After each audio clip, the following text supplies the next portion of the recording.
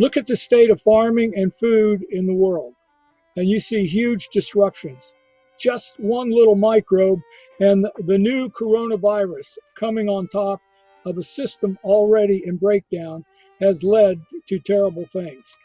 There's a disaster in the meat industry. The mega global cartelized packing houses from Australia to Germany to the Americas are in a breakdown crisis. 100 million of our fellow human beings could die from hunger, 300,000 per day. 300,000 per day, we are told, while the farmers are trapped into a Malthusian world where they literally can't breathe. That 500 million farmers in the South have no access to selected seeds, mineral fertilizers, or manure, and do not own animals. The overwhelming majority of farmers in India, Peru, Burkina Faso, Niger, Ecuador, etc. have no irrigation system. How can you be surprised then that 1 hectare of cereals gives about 700 kilograms to Africans against 10,000 kilograms for the same space for the colleagues from the Gironde in France? As we have already said, hunger is not inevitable. It is the result of the will of a few, and it is by the determination of men that she will be defeated. This is actually what's going on in the rest of the world. Because when they established it here, they had to gut out the independent farmers.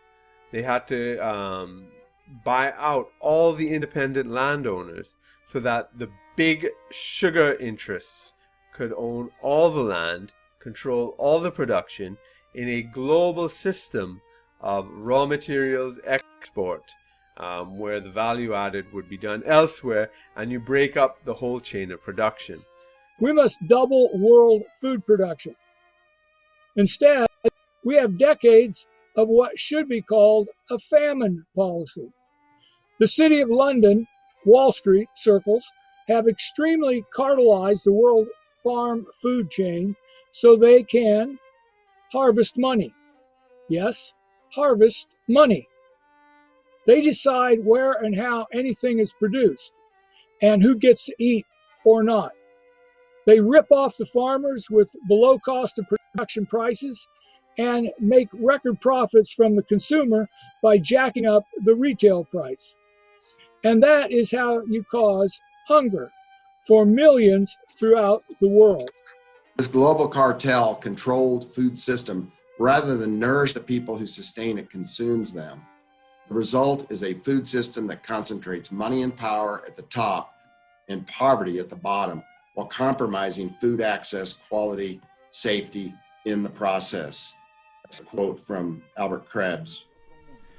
But today there is another world, the multipolar world, seen in the World Land Bridge, the world of the New Silk Road, committed to interacting with all continents and with all nations for a peaceful, harmonious development integrated into a new reality for all humanity and for nature. You know, our world deserves today, tomorrow, and in the future an immediate effort to develop this program or this type of program. So the opportunity is ours. The hard work is yet to happen, but it can be done. And that's what I want everybody to understand. The work can be done. The infrastructure projects are in front of us.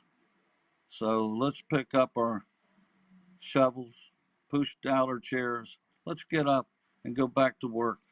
And I think we'll not only enjoy a better life, but I think we'll enjoy a better future for our nations as we work together to solve some of these worldwide problems that can be solved through cooperation. We do have to have a system where we do access, just as the last speaker said, the best healthcare possible for all humanity.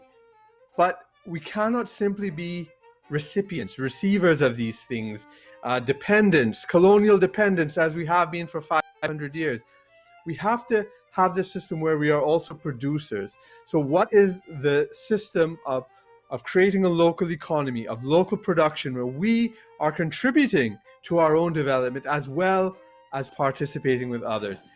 Become wealth creators, grow things, make things, restore the primary wealth creating enterprises to societies around the world. And like with Kirk, if you can just stop the predators, the economic, the financial, the big food monopoly predators from extracting the wealth and leaving nothing but poverty from behind, I think we can begin to repair this damage.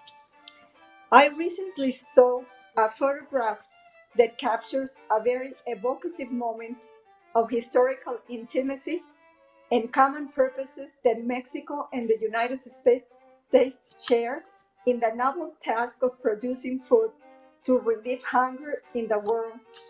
The picture takes us back to the decade of the 1940s, and the photo shows the then Vice President of the United States, Henry Wallace, touring a wheat crop in the Texcoco region of Mexico and receiving technical explanation for Dr. Norman Borlaug, accompanied by Mexico's Secretary of Agriculture and ex-President Lázaro Cárdenas. The government of President Ávila Camacho was just underway. There was a time in which Mexico and the United States enjoyed governments with sufficient social strength to enforce the principle of the general welfare. Those efforts culminated with the Green Revolution.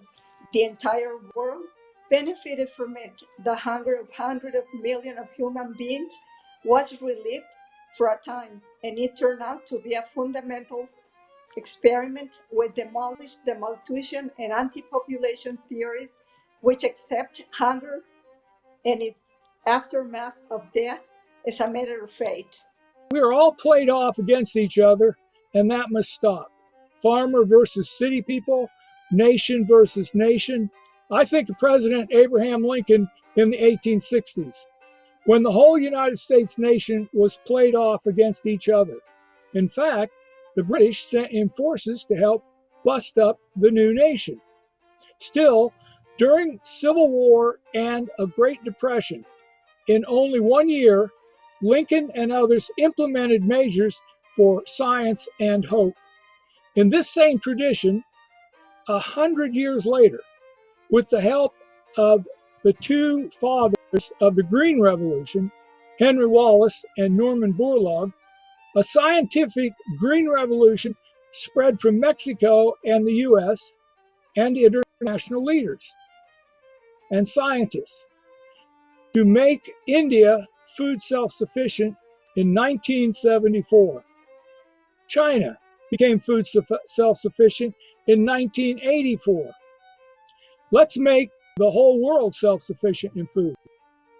Let's again begin with Africa right now on an emergency basis, and then open up the universe. And I think that if we strengthen that quality of our species, which distinguishes us from all other ones, the creativity, then also the question of trust will be easy, because, you know, a human being which relates to the creativity of the other one doesn't have prejudices. You know, you at best you have a wish to increase the creativity of the other one for the common good of all of humanity. And I think it is that rethinking, you know, of really trying to make people better people, to make them more, to do more good, to really get rid of this, all of this hedonistic decay of our culture, which prevents people from being creative.